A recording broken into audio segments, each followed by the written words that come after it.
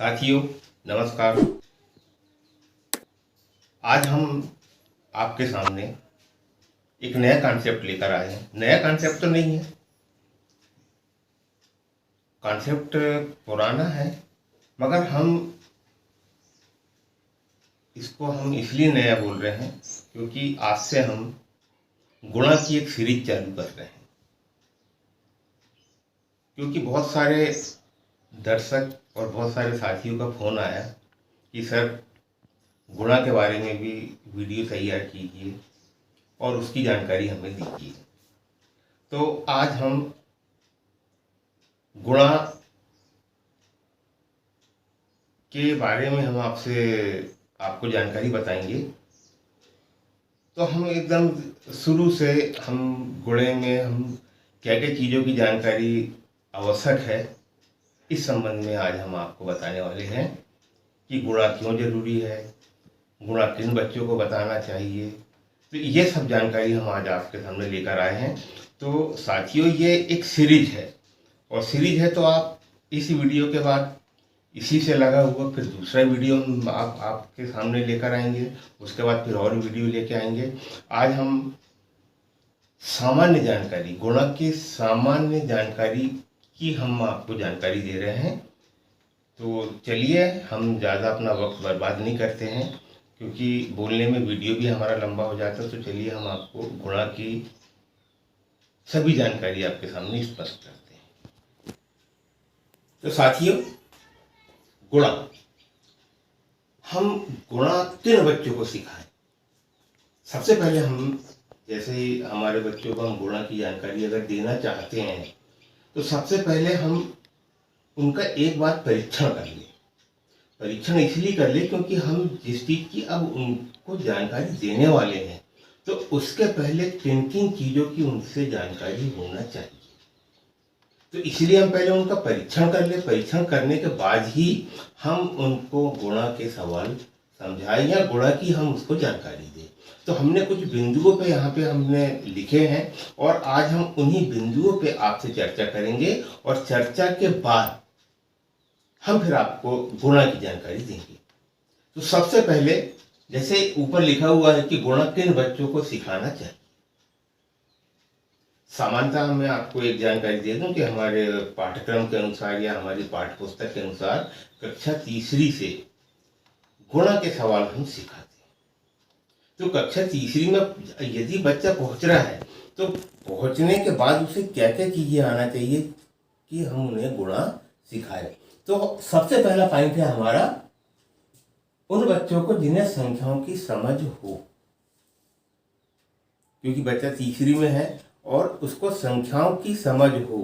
यदि, और दूसरी बात मैं ये कहूँगा कि कक्षा के अनुरूप उसमें दक्षताएं होना चाहिए। क्योंकि हम गुणा तीसरी वाले के लिए भी होता है, चौथी के लिए भी, पांचवी के भी लिए और ऊपर बड़ी कक्षाओं के लिए भी होता है। तो हम यहाँ जो शुरुआत कर रहे हैं, कक्षा तीसरी से चालू कर रहे हैं, तो हम ये बोल सकते हैं कि कम से कम उसको 3 अंकों की संख्या की समझ उसमें होना चाहिए। 3 अंकों की संख्या की समझ यदि उसमें है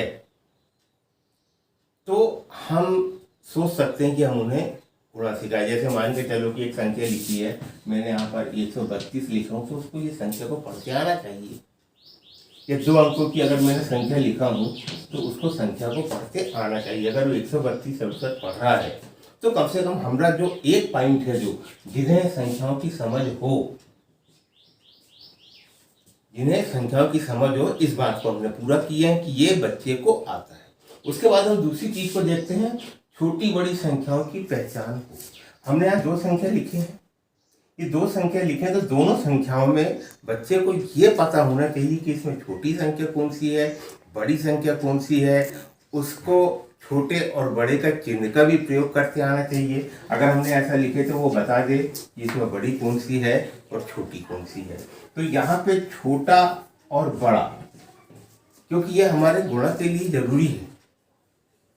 संख्याओं की समझ विकसित अगर बच्चे की अगर नहीं होगी तो हम उनको जो चीज़ समझाना चाह रहे हैं वो सही तरीके से हम नहीं समझा पाएंगे।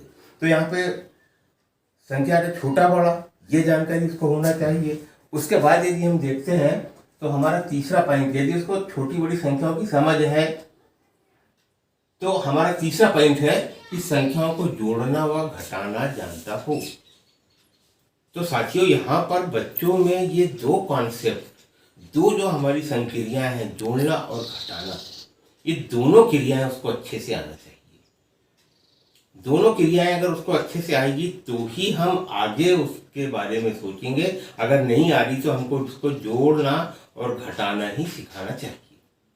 अगर मान के चलो उसको जोड़ना घटाना भी आ जाता हो तो उसके बाद का हमारा जो चौथा पॉइंट है कि उस बच्चे में स्थानीय मान और विस्तारित रूप की समझ विकसित हो।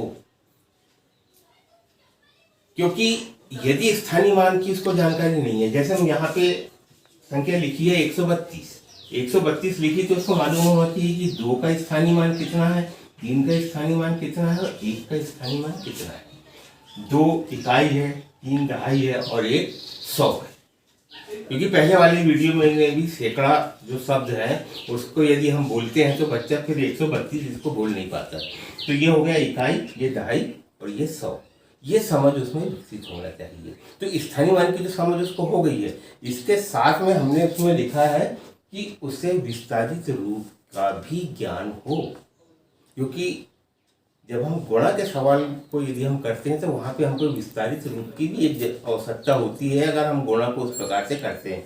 तो अगर मान के चलो 132 लिखा हुआ है तो उसको विस्तारित रूप की जानकारी हो। यदि ये 1 है तो ये 100 है, ये 30 2 32 है तो 30 धन 2। इस प्रकार से उससे संख्याओं का स्थानीय मान और संख्याओं का विस्तारित रूप कक्षा के अनुरूप, अगर तीसरी का है तो कम से कम 3 अंकों की संख्या का उसको मालूम होना चाहिए, चौथी में है तो उससे ज़्यादा होना चाहिए, और अगर 5वीं के लेवल पे है तो 5वीं के लेवल तक के लाख और करोड़ तक की संख्याएं आ जाती हैं। तो यहाँ तक की उसको जानकारी होना चाहिए। तो यहाँ पर हमने स्थानीय मान की भी बात कर ली है और विस्तारित रूप भी बच्चे को जानकारी है। उसके बाद हमारा जो 5वां पॉइंट आता है सम विषम संख्याओं का ज्ञान। क्योंकि यहाँ पे हम जितने भी बात कर रहे हैं यहाँ तक के पॉइंटों में हमने संख्याओं की समझ का विकास, बच्चे में सभी प्रकार की संख्याओं की समझ का अगर विकास हो जाएगा तो हम उसके लिए आगे कार्रवाई करेंगे। तो सम और विषम संख्याओं की जानकारी हम बच्चों को अच्छे तरीके से दे दें। अगर मान के चलो सम और विषम संख्याओं में आपके यहाँ बच्चे अगर सही तरीके से नहीं बता पाते हैं, उनका समझ का यदि विकास नहीं हुआ है, तो साथियों मेरे चैनल को आप सब्सक्राइब करो, और सब्सक्राइब करने के बाद आप उसमें देखेंगे सम विषम संख्या भाज्य अभाज्य संख्या के बहुत अच्छे, बहुत मज़ेदार और मनोरंजक वीडियो उसमें है। आप वो यदि आपके बच्चों को जानकारी देंगे तो सम और विषम संख्याओं को वो कभी नहीं भूलेंगे। तो यहाँ पे हमारा एक पॉइंट था सम विषम संख्याओं का ज्ञान उसमें होना चाहिए। साथ में भाज्य और अभाज्य संख्या की भी हम उन्हें जानकारी दें। अब बात आती है आखिरी पॉइंट की, जो बहुत ज्यादा जरूरी है, बहुत आवश्यक है, पहाड़े कंठस्थ हो। पहाड़े कंठस्थ होने का मतलब ये है कि पहाड़ा पढ़ते नहीं आना चाहिए, बल्कि जो संख्या लिखी है, मान के चलो कि यहाँ पर 8 लिखा है और यहाँ पे 7 लिखा है, तो उसको अगर 7 का पहाड़ा पढ़ने की आवश्यकता नहीं है, उसको सीधा सीधा बोलना चाहिए 7 8 56। इसको हम बोलेंगे कंठस्थ। अगर वो उंगली से पहाड़े पढ़ रहा है तो हम ये बोलेंगे कि उसको शायद पहाड़े अभी सही ज्ञान नहीं है, वो देखते से बोले 7 8 56। तो साथी इसके पहले भी मैंने आपको पहाड़े के भी वीडियो मैंने आपके सामने आपको बताया हूँ। आप उन गतिविधियों को भी यदि कराएंगे तो बच्चा निश्चित रूप से पहाड़े को कंठस्थ याद कर लेगा। क्यों? पहाड़े की बात कर रहे थे हम कि पहाड़े बच्चों में कंठस्थ याद होना चाहिए। कंठस्थ याद होने के बारे में मैंने बताया कि अगर 7 × 8 लिखा है तो वो 7 8 56 या 8 7 56 ये बोलने का प्रयास करें। मैंने ज़्यादातर देखा हूँ कि हम लोगों बच्चे को पहाड़े याद कराने की बजाय हम एक काम करते हैं कि उनको ट्रिक बताना चालू कर देते हैं कि 2 के पहाड़े की ट्रिक कैसी होगी, 3 के पहाड़े की ट्रिक कैसी होगी। तो ये ट्रिक से जब हम बताते हैं तो वो पहाड़े को उतना अच्छे तरीके से फिर भी नहीं वो सीख पाते। जैसे मान के चलो कि 3 के पहाड़े की ट्रिक, तो मैंने अक्सर देखा है कि हम 3 के पहाड़े की ट्रिक बच्चों को बताते 1 2 3 4, 5, 6, 7, 8, 9, 10, 11, 12 इस प्रकार से 3 के पहाड़े के बारे में हम बता देते हैं। मगर हम यहाँ पे बात कर रहे हैं कि मान के चलो कि यही लिखा हुआ है और हमको यदि इस प्रकार से लिखा हुआ है कि हमको 3 का पहाड़ा 4 बार पढ़ना है, क्योंकि यहाँ पर ये सब चीज़ें की जानकारी नहीं हो पाती। यहाँ उसको 3 का पहाड़ा 4 बार पढ़ना, क्योंकि हमने उसको ट्रिक से बताया। तो ट्रिक से बताने से जब हम गुणा की संक्रिया पे जब हम आते हैं तो बच्चा वहाँ पे गुणा करने में गलती करने लग जाता है, क्योंकि उसने कभी ऐसा नहीं देखा 3 गुणित 4।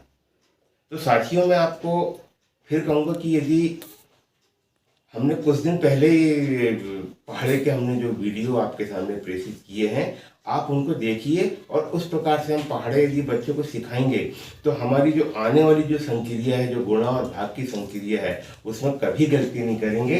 क्योंकि उन पहाड़े में एक विशेषता है कि वहाँ पे वो 4 को भी देखता है, 3 को भी देखता है और 12 को भी देखता है। तो यहाँ पे 12, 3, 4 का क्या महत्व है ये भी वो जानता है। तो साथियों हम पहाड़े का इस प्रकार का हम प्रयोग करें। तो साथियों अभी हमने जैसे गुणा किन बच्चों को सिखाना चाहिए और हमने ये 6 बिंदुओं पे हमने आपसे चर्चा किए हैं। और 6 बिंदु अगर ये बच्चों को यदि मालूम है तो निश्चित बात है कि हम गुणा की संक्रिया को हम बच्चों को सिखा सकते हैं। यदि हम भाग की संक्रिया भी सिखा रहे हैं तो ये सब चीज़ें उन्हें मालूम होना चाहिए। इसलिए हमने जो गुणा की आज जो शुरुआत किए हैं हमने उन बिंदु से की है जिनको हम छोड़ देते हैं। तो साथियों आज के लिए इतना ही। इसके बाद हम आने वाली वीडियो में हम आपको जो जानकारी देने वाले हैं, जैसे गुणा की अवधारणा, गुणा की आवश्यकता क्यों, और इसमें भी इस प्रकार की कुछ चीज़ें हम आपके सामने लेकर आ रहे हैं जो गुणा के लिए बहुत उपयोगी है। तो साथियों यदि आप इस समय मेरा वीडियो पहली बार देख रहे हैं तो आप इसको सब्सक्राइब करें, क्योंकि आने वाली वीडियो की जानकारी आपको हमेशा मिलती रहे। तो आज के लिए सिर्फ इतना ही। नमस्कार, धन्यवाद।